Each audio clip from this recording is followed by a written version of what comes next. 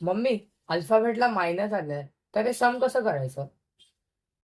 हे बघा सर्व एक्स हे अल्फाबेट जरी असलं तरी मॅथ्स मध्ये त्याला व्हेरिएबल म्हणतात. आणि व्हेरिएबलला जर मायनस असेल तर आपण तो दोन मेथडने काढू शकतो. पहिली मेथड आहे मल्टिप्लाय.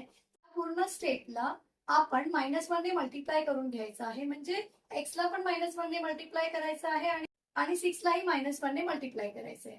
या स्टेपमध्ये आपल्याला दोन मायनस दिसत आहेत आणि या दोन मायनसच्या मध्ये मल्टिप्लाय आहे. जर दोन मायनसच्या मध्ये जर मल्टिप्लाय असेल तर मायनस मायनस प्लस होतो आणि हा एक्स मल्टिप्लाय जर 1 केला तर 1x होईल.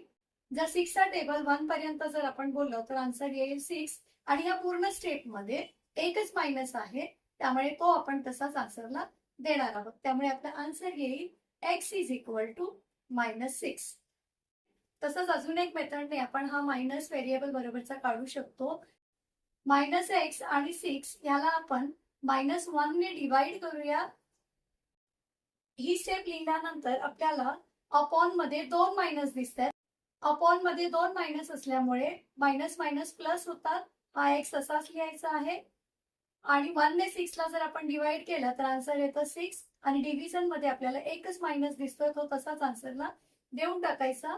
आन्सर येईल x इज इक्वल टू -6.